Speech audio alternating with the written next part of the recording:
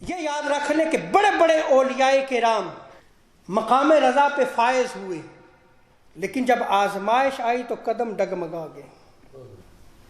شروع میں استقامت دکھائی، رب کی رضا پہ سر تسلیم خم کیے رکھا، لیکن بالآخر برداشت نہ کر سکے اور ڈگمگا گئے، اور مقام رضا جو ہے وہ ان سے چھن گیا۔ ولایت نہیں چھنتی، یہ یاد رکھ لیں، کیونکہ یہ مقامات ہیں، لیکن رضا کے ان مقامات سے جو ہے وہ بندہ ڈگمگا جاتا ہے۔ تو جب ڈگمگا جاتا ہے تو پھر کیا ہوتا ہے؟ اس سے وہ درجہ رضا کو حاصل کر لیا جاتا ہے۔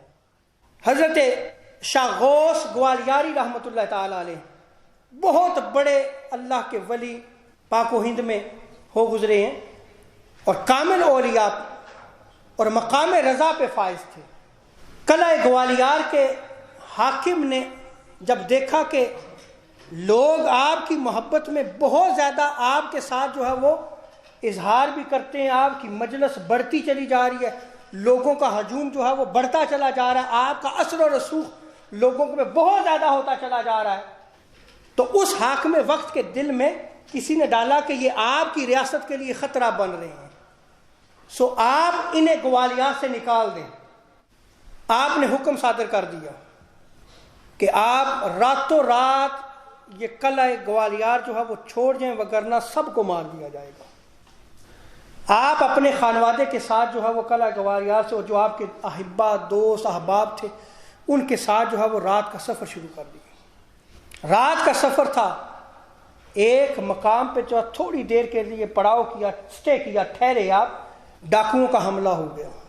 آپ مقام رضا پہ فائز تھے، تو جب ان ڈاکوؤں نے جو ہے وہ آپ کے احبا کو مارنا شروع کیا، لیکن آپ کے قدم نہیں ڈگمگا رہے، آپ مقام رضا پہ تھے، یہاں تک کہ آپ کے بعض خاندان کے افراد کو بھی قتل کر دیا گیا۔ آپ مقام رضا پہ فائز تھے، لیکن آپ کی بھانجی آپ کے پیچھے بیٹھی ہوئی تھی۔ ڈاکو آئے تو انہوں نے دیکھا کہ ان کے کانوں کی جو ہے وہ بالیاں ہیں، ان کو اتارا۔